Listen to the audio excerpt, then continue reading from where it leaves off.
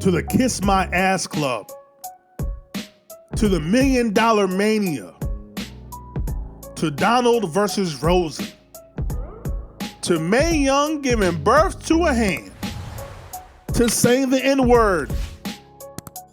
Vincent Kennedy McMahon has done a lot of dumb things throughout his tenure as the head of creative, chairman of the board of the WWE.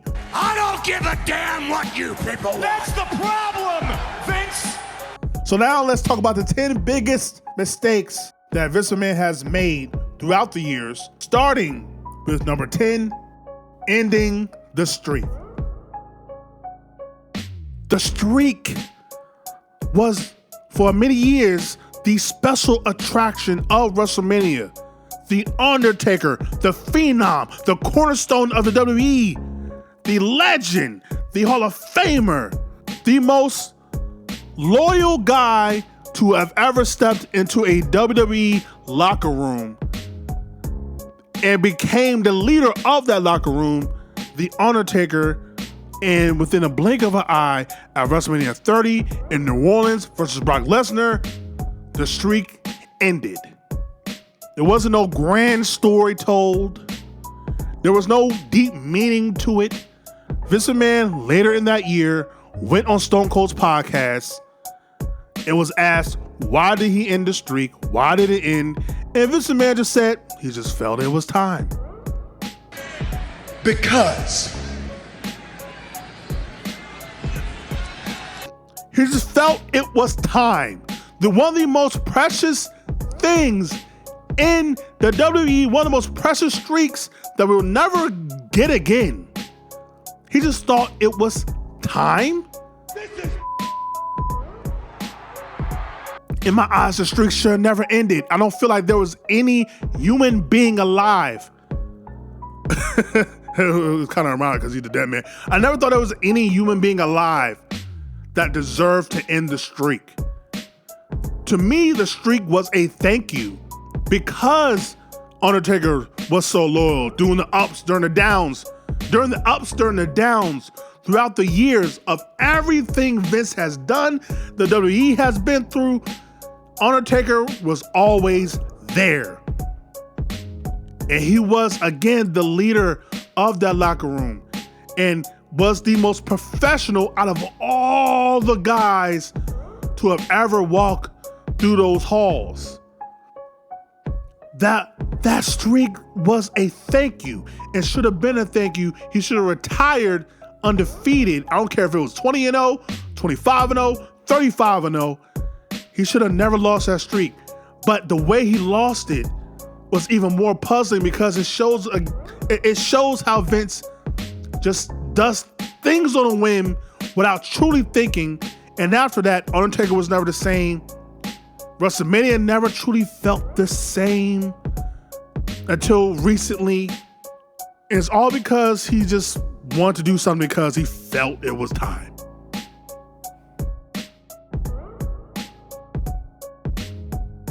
Vince McMahon as ECW champion. In 2006, after the great success of the One Night Stand pay-per-views, after the great success of the Rise and Fall ECW DVD, Vince McMahon decided to bring back ECW. But not Paul Heyman's ECW. Vince McMahon's ECW. Vince McMahon made himself the champion? And he spat in the face of the people who don't want to be gold. He spat in the face of all the former ECW champions and all the ECW fans saying, oh, you thought you was going to get what you wanted? Kiss my ass. That was the true Kiss My Ass Club. Vince McMahon, being ECW champion, wearing that dumb do-rag, was a true Kiss My Ass Club. Vince McMahon was basically telling all ECW fans, I don't care what you want. I'm going to bury this company because I own it so I can kill it. Which brings me to number 8, the Reign of Terror, Triple H from 2002 to 2005. Triple H's Reign of Terror was something to really behold. There was no more Rock. There was no more Austin. It was all Triple H on Raw. From 2002 to 2005, it was the Triple H show. Everything centered around Triple H. Everything evolved around Triple H. And it was unbearable to watch. During the beginning of the Reign of Terror, we got Katie Vick. Think about that. In the beginning stages of this Reign of Terror, we got Katie Vick. It could have been more than just a Triple H show. There were so many guys that Vince McMahon could have rallied around after losing Austin and Rock as in-ring competitors and full-timers. But he didn't go with that. He just decided to go with Triple H. And it turned a lot of people away. Something that also turned a lot of people away, number 7, John Cena never turning heel. John Cena, during the time right after Triple H's Reign of Terror, won the title at WrestleMania 21, went over to Raw, and became the guy on Raw for many a years, and became the guy in the face of the WWE for many a years. And in that, eventually, the fans grew tired of the John Cena. They grew tired of the theme song, the switch out the color scheme attires, the wrestling ability that wasn't even there, the promos that were corny. Like, people got tired of John Cena, man. A lot of people probably would put the PG era on this list. No, I do not blame the PG era for the product being bad. I do not. Because even during the start of the PG era, which was like the summer of 2008, you still had the feud, like the Undertaker and Edge feud. You still had Shawn Michaels and Chris Jericho during that time frame. Like, you had CM Punk and Jeff Hardy. Like, it's all about the story. It's all about the character. If you could get people invested, that's all that truly matters. And the wrestling is good. But John Cena, it never was that. John Cena could never get the people invested in him. John Cena could never have great matches unless he was in there with someone that really could carry him. It just, John Cena for 10 years straight, from 2005 to 2015, was just turn off your TV type of heat. Like, I just don't understand as someone who, he did this job for 10 straight years as the main guy and never once wanted to change his character. Vince McMahon never looked at his TV screen, his monitor, and tired of seeing John Cena do the same thing year after year after year after year after year after year. He never got tired of that. Making John Cena the guy was not a bad call at all. Not at all. But the fact that you never change his character, when there were so many times to turn him heel, whether it was when he went against the Nexus and joined the Nexus, whether it was when he went against The Rock and lost to The Rock at WrestleMania 28. Like, there's so many times to whether he went against Roman Reigns and got defeated by Roman Reigns, who was clearly the new face of the company. There were so many times you could have turned him and you never did, because John Cena and Vince McMahon played it safe. They were content, played it safe, and never wanted to take a risk, never wanted to test the waters, never wanted to challenge the status quo. And the reason why a lot of people stopped watching is because they no longer was challenging the status quo. There's a reason why CM Punk became who he was and got people back into wrestling, because he was challenging the status quo, whether it was in storyline or in real life. John Cena never did that. And because of that, a lot of people no longer cared. Which brings me to number 6, and Vince McMahon relying on nostalgia acts. There was a period after John Cena no longer was the type guy that instead of trying to build new talent, instead of trying to create new stars, Vince McMahon said, oh, you know what? John Cena is kind of dwindling down.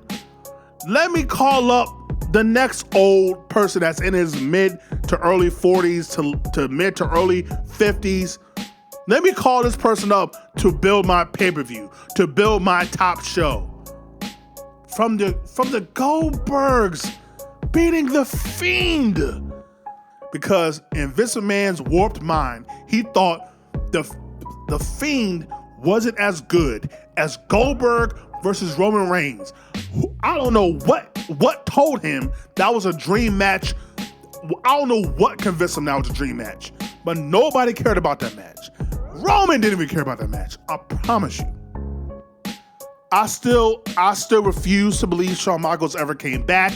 That is a Mandela effect. Mandela effect that never happened. I don't know what you're talking about, but like, it made Shawn Michaels come back because of the money. We had Triple H and Undertaker again. We had Goldberg. And Undertaker, like, what? It's just, and then Brock Lesnar is the worst of the worst.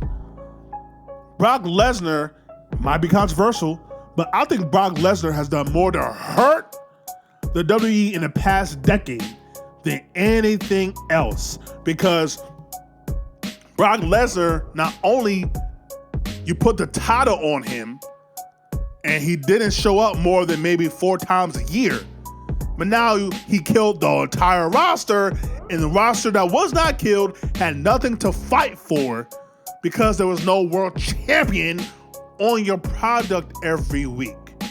Relying on nostalgia acts, just Vince McMahon refusal to create new stars outside of one, which brings me to number 5, and Roman Reigns. Roman Reigns. I don't even blame Roman Reigns for his time as a main eventer as a babyface. But Vince McMahon, because he just is so tone deaf. But Vince McMahon, because going back to CM Punk, does not care what the people wanted Roman Reigns as a guy, so he pushed and shoved people down their throat after we just got done dealing with a decade of Super Cena. Vince doesn't know how to create new stars. He has someone like Roman Reigns, who I truly believe everything we're seeing now with the bloodline, he had in him if you just let him be himself. If you pull back the reins on him, pun intended, and you let him be who he's meant to be. But because he's so in this box of being this cookie cutter, this is what a face is supposed to be, and this is who the face of the company is supposed to be, so they're just always going to do the same thing. It's like, it didn't work with Cena, yet you thought it was going to work with Reigns? He made it in like 4 or 5 straight WrestleManias. It still boggles my mind. It's like, what? What, from 31 to 34, he probably would have made it in 35 if the situation didn't happen to happen. But it's just like, bruh, that is insane. That is insane. Because Vince McMahon doesn't know how to create the new stars. And what's crazy is, it brings me to number 4. You had the stars in your company, Vince, and CM Punk and Daniel Bryan. And not going with CM Punk and Daniel Bryan as your new faces of the company, I think was absolutely stupid. To me, CM Punk and Daniel Bryan was supposed to be the new age Rock and Austin. It was. In the mid 2010s, a new wave of wrestling fans was happening. Nobody cared about the over-the-top characters. Nobody cared about the over-the-top storylines. People just wanted great wrestling. That is it.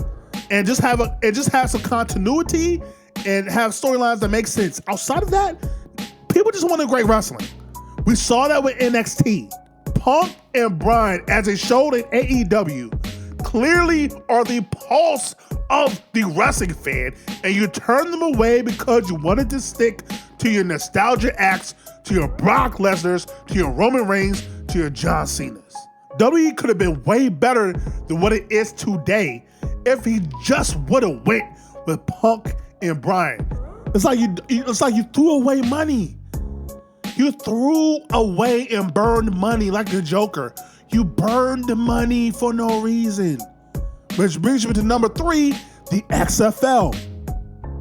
The XFL Vince McMahon is so stubborn. He has tried time and time again to do something outside of wrestling, and he can't get it done. Whether it was the World Bodybuilding Federation, whether it was creating movies, and then try to create his own. I don't even believe Vince McMahon even watches football. He probably doesn't even know what a third down is. Yet you're gonna not only create a new football league, which is damn near impossible to do, but you're going to do it and infuse wrestlers into the corporation. Stupid. I get my Randy Orton back. Stupid. But I don't care that XFL was not successful. I don't give a damn about that. It's the fact that during the hottest period of your company in 2001, you were promoting this and doing this leading up to WrestleMania 17. WrestleMania 17. And then after that, you had one of your biggest opportunities. One of your biggest opportunities that you failed because of the XFL, bringing me to number 2, the invasion. This has been talked about on every wrestling podcast, every wrestling blog, every dirt sheet, everybody and their mama, somebody call my mama. Everybody and their mama has talked about how much of a missed opportunity, and probably the biggest missed opportunity is the invasion angle. You want to know the reason why it was a missed opportunity? The reason why it didn't hit like that is because the WCW, ECW, the Alliance side didn't have its biggest stars. It did not have your Scott Steiners. It did not have your Hulk Hogans, your Nashes, your Halls, your Goldbergs. It didn't have your Stings. It didn't have your Flairs. It had none of them guys because most of them were in AOL contracts that, if I'm going to be honest, smartly, this man did not buy out. However, if he would have had the capital to do so, he could have. And he could have had a capital if he didn't do the dumb XFL, which cost him millions of dollars. He could have had the capital to buy out those contracts, to get those stars. Or he could have just did one simple thing and wait. All Vince had to do was wait 6 months. All he had to do was wait 6 months with the influx of Flair later in 2001 to the NWO actually coming in, which I know a lot of people will say, should the NWO not be on this list? No, I don't think the NWO should be on this list. Why? Because the NWO would have only lasted realistically only 3 months anyway. Because the WWE fan loved Hulk Hogan so much that no matter who he faced at WrestleMania, which would have been Rock or Austin, he would have got cheered. Hogan probably would have politicked to be face anyway, so that he could be the face champion, which he did. And NWO would have had to be replaced by, the leader would have been replaced by Shawn or Triple H, which would have been a clique anyway. So NWO was just a portion of the bigger picture, which was the invasion angle, which, by the way, even though I've actually played out the invasion angle to end at WrestleMania 18 on my channel, it really should have lasted at least to WrestleMania 20, where it all begins again. Think about it. You have Undertaker, Sting, you have Goldberg, Rock, you got Hogan, Austin, you have all these different guys that you could end that storyline with the WF finally conquering the Alliance and the WF and ECW at WrestleMania 20. I think you could have done that. You could have, but Vince McMahon could not wait, nor Vince McMahon made DDP a stalker. He made DDP a stalker, man. A stalker. Are you shitting me? We never got The Rock in DDP. We never even got Austin in DDP. Well, and probably one of the biggest reasons why we never got Austin and DDP is because of the number one biggest mistake Vince McMahon ever made, and that is making Stone Cold Steve Austin heel. The infamous heel turn, with Stone Cold turning heel in his home state against his biggest rival.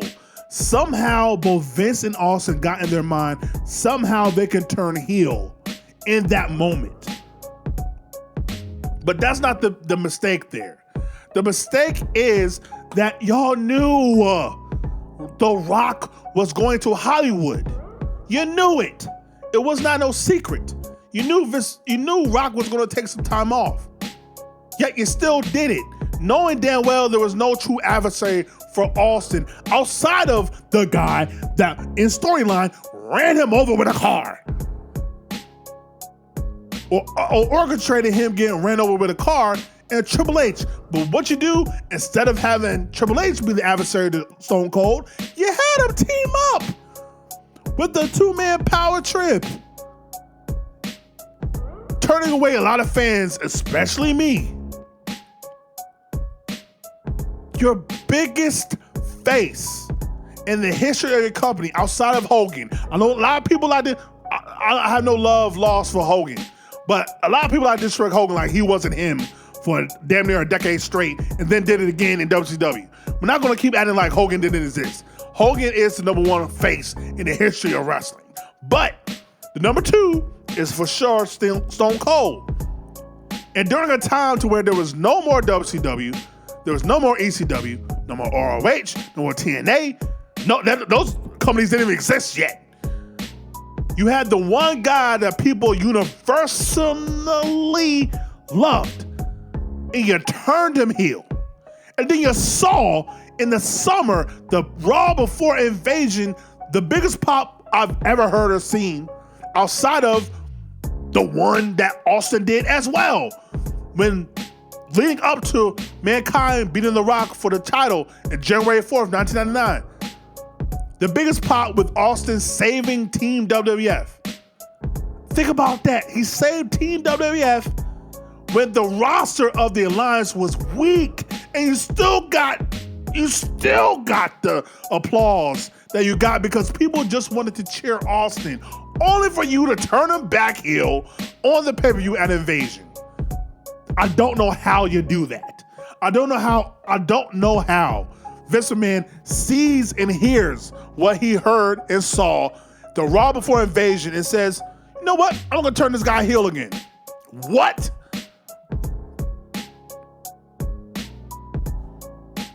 During your biggest boom period, you were the only show in town, and you turn your biggest face of the company, the biggest face of the Attitude Era, the biggest face of the boom period.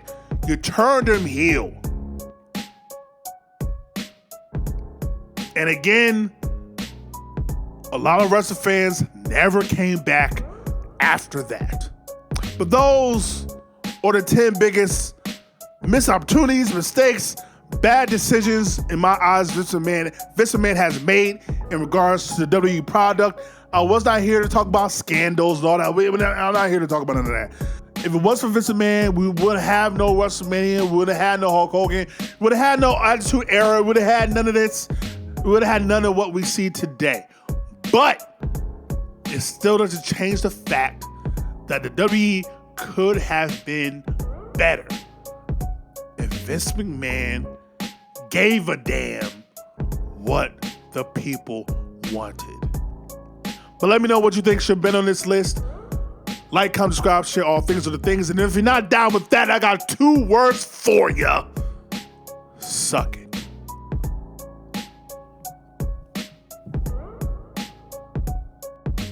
I'm the best. I'm the best in the world.